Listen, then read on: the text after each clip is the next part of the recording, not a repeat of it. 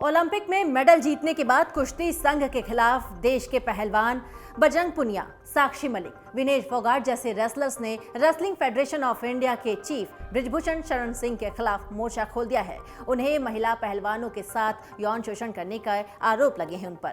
लेकिन इस रिपोर्ट में आप ये जानकर हैरान हो जाएंगे कि बीजेपी सांसद बृजभूषण सिंह के खिलाफ एक नहीं, दो नहीं, बल्कि पहले से 40 मामले दर्ज हैं, जिसमें करोड़ों की संपत्ति, राइफल, पिस्टल जैसे हथियारों से संबंधित जुड़े मामले भी शामिल हैं। साथ ही इस रिपोर्ट में हम आपको बताएंगे कि बृजभूषण सिंह कितनी संपत्ति के मालिक हैं और कब कब वो कानूनी पटड़े में फंस चुके हैं। बृजभूषण शरण सिंह करोड़ों की संपत्ति के मालिक हैं और पिछले 11 सालों से कुश्ती संघ WFI के अध्यक्ष हैं। उनकी पत्नी के पास भी कई संपत्ति है। इनमें से उनके पास 1,57,96,370 रुपए की चल संपत्ति है। बृजभूषण सिंह के अलावा उनकी पत्नी के नाम पर भी 2 गाड़ियां हैं। साल 2019 में दाखिल चुनावी हलफनामे के मुताबिक बृजभूषण सिंह के पास 10 करोड़ से ज्यादा की संपत्ति है। उनके पास 9,89,05,402 करोड़ की चल और अचल संपत्ति है। इसके अलावा वो लग्जरी कारों के भी शौकीन हैं।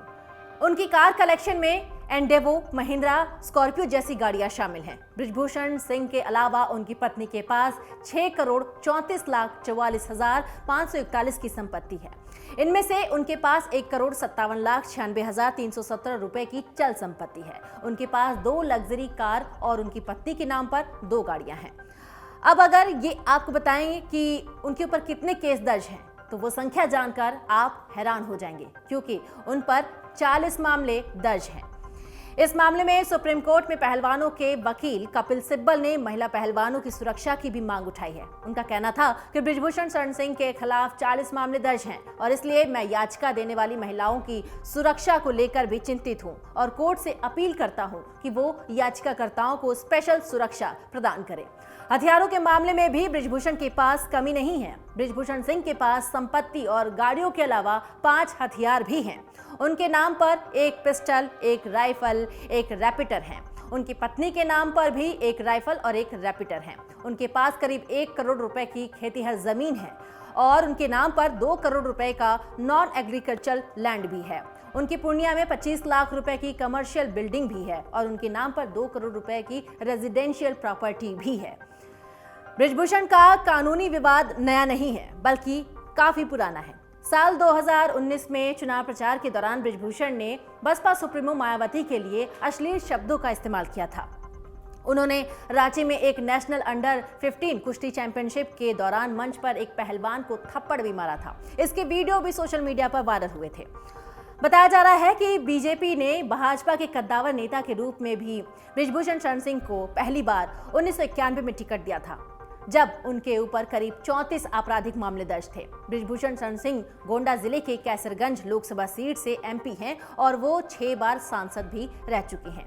उनकी पत्नी केतकी देवी भी 1 बार MP चुनी गई थी। उनके बेटे प्रतीक भूषण सिंह भी गोंडा की सदर सीट से विधायक हैं और वो इस सीट पर 2 बार से जीत रहे हैं।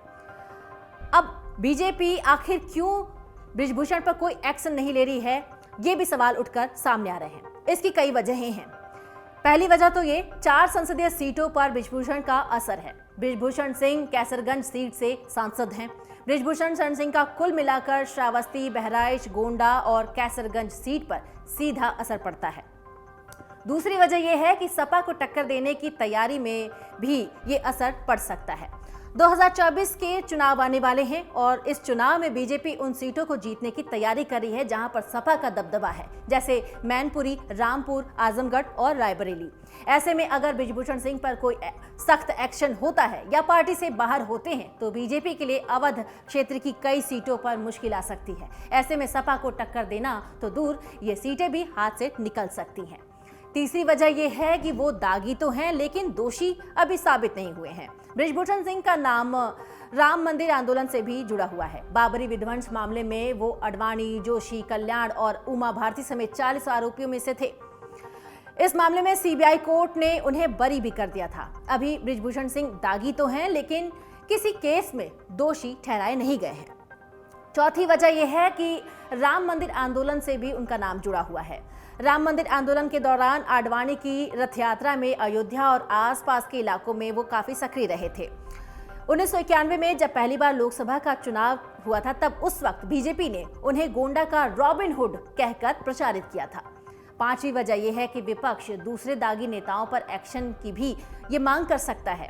बृजभूषण सिंह पर अगर बीजेपी एक्शन लेती है तो उसके ऊपर राजनीति के आपराधिकरण को लेकर भी सवाल उठने लगेंगे और ऐसे में उन सांसदों पर भी विपक्ष आक्रामक हो जाएगा जो दागी हैं और जिनके ऊपर छोटी या बड़ी अदालतों में केस चल रहे हैं।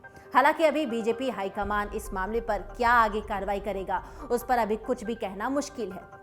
मन से उजाला कर चले, मन से उजाला कर चले, एक अमर उजाला।